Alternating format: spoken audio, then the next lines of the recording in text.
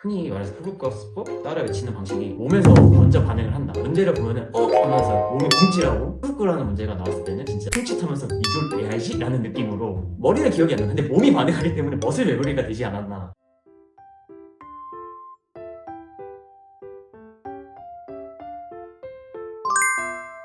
이름은 박주호입니다. 28살입니다. 25년도 1회차하고 2회차 때 왔습니다.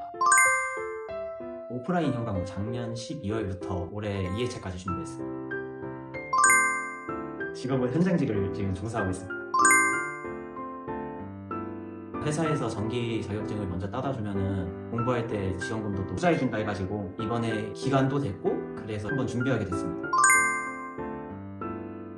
가장 큰 이유는 노란돼지 원장님한테 수업 들었던 분이 추천해 주셔가지고 여기 가면은 빠르게 딸 수 있다? 그래가지고 또 편하게 수업 들을 수 있다 해서 여기를 선택하게 된 것 같아요. 가장 만족스러웠던 건 일단 저녁에 수업이 있다는 게 되게 좋았고, 그리고 무엇보다 쉽고 재밌게 현장직을 종사하다 보니까 좀 멍청하다는 소리도 많이 들었는데 엄청 재밌게 쉽고 이해하기 편하게 수업을 해주셔서 그게 가장 재밌었던 것 같고, 기대 이상이었던 부분은 내가 이 정도까지 되게 만들어준다. 솔직히 1년 이상은 걸릴 줄 알았는데 진도 자체를 못 나갈 줄 알았는데 잘 도와주셨던 것 같습니다. 필기는 일단은 계속 문제를 풀어봤어요. 근데 문제를 풀 때도 어려운 걸 넘어가는 것보다도 한번 일단은 보고 실제로 풀어보고 아니면 답안지라도 보면서도 그 풀이 과정을 손으로 직접 적어보면서 재밌게 느끼려고 수학적으로 다가가고 싶었던 게 많았던 것 같고, 특히 이제 암기해야 될 과목은 그냥 무작정 외웠습니다. 일하면서도 후루꾸 내용 같은 거는 수첩에 적어서 배우고, 특히 이제 유튜브에서도 1대1 후루꾸 같은 거 들어가서 그걸 이제 쉬는 시간에 담배 필 때도 그걸 계속 보면서 따라 해보고 잘 따라갔던 것 같아요. 실기는 일단은 책에 있는 학원에서 나오는 책은 거의 시험 전에는 1에서 2에는 반복을 하고 갔던 것 같아요. 기출 문제보다는 일단 책에서 기초를 다지고 그 기초로만 가서 봤던 것 같은데 그래도 충분하게 점수는 나왔던 것 같습니다. 필기는 작년 12월달 핵심 유학반부터 논술반까지 해서 1회차 때 합격을 하였고, 실기는 그 필기가 끝나자마자 준비해서 1회차 때는 떨어지고 2회차 때 준비하면서 저는 공부 시간은 없었지만 그래도 1회차 때 했던 거를 반복을 많이 했던 것 같습니다. 수업은 다 인상 깊었었던 다 재밌다고 느꼈는데 말씀은 기회는 온다. 절대 포기하지 말고 기회는 무조건 온다. 근데 그 기회를 언제 잡냐가 가장 중요하다고, 그 말씀이 가장 중요한 것 같습니다.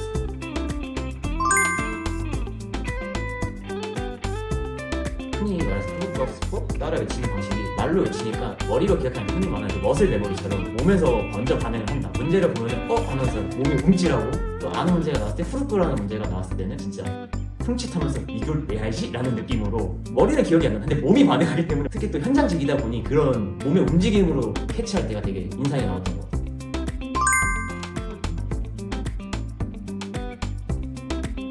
가장 힘들었던 순간 1회차 때 점수가 나왔을 때가 가장 힘들었습니다. 59점이 나와가지고 그때 2회차 때 진짜 포기하고 싶었어요. 되게 멘탈이 많이 흔들렸는데 그때 또 갑자기 일도 바빠지면서 낮엔 일하고 저녁에 와서 수업 듣고 그 루틴을 계속 반복하다 보니까 2회차 준비할 때 한 3주차까지는 정말 힘들었어요. 이걸 극복했다기보다는 일할 때는 공부를 다 써요. 일할 때는 책이나 수첩을 안 들고 가고 그냥 눈을 감고 어떤 문제가 나올까 하면서 그 문제를 상상해보거나 아니면 후루꾸가 그때 내용을 머릿속에서만 기억해서 눈으로는 안 봤어요. 그러다 보니까 마음이 점점 편안해지면서 오히려 일 끝나고 수업 시간에 와서는 많이 몸은 피곤해도 정신은 뭔가 수업은 계속 듣고 있고, 그걸 토대로 집에 가서 한두 시간만 복습하고 부족한 게 있다면은 한 10분에서 20분만 딱 더 보고 그리고 그냥 눈 감고 잤걸. 그때는 주말에 몰빵이기 때문에 2회차 3주차 이후부터 그렇게 반복했던 것 같아요. 다시 돌아왔다는 생각으로 초심을 잡았다고 생각하니까 그때 마음 편해지면서 펜이 더 잘 잡히지 않았나.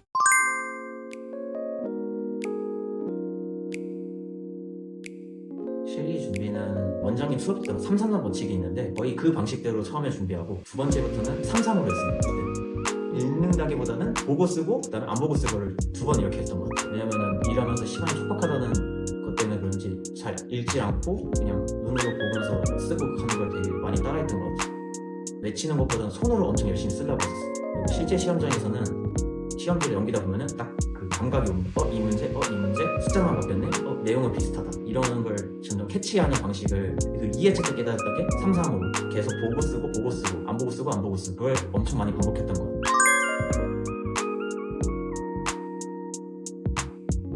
필기는 77점 나왔고요. 고득점 과목이 자기학이랑 회로, 기기였어요. 그리고 실기는 1회차 때가 59점, 2회차 때는 85점 나왔어요. 자기학, 기기, 회로가 잘 나왔던 이유는 문제가 익숙한 것도 많았고 또 계산 문제가 엄청 많이 나와서 되게 재밌게 잘 풀었던 건데, 현장직을 하다 보니까 전력과 전설을 이거는 모르면 바보다라는 생각으로 좀 안일하게 준비를 했던 것 같아요. 공부할 때는 잘 나왔다가 막상 시험에 가니까 글자만 달라져도 이거였나? 아닌 것 같은데 하면서 그 문제가 또 실기 1회차 때 되게 많이 나오고, 그러다 보니까 점수가 뚝 떨어지면서 59점으로 불합격한 게 아닌가. 그래서 2회차 때는 일단 떨어지자마자 전설과 전력을 다시 펼치고 그걸 책 읽듯이 받긴 했던 것 같아요. 소설책 받듯이 그냥 완독하듯이. 그래서 전력과 전설을 좀 많이 준비하는 게 좋다고 생각합니다.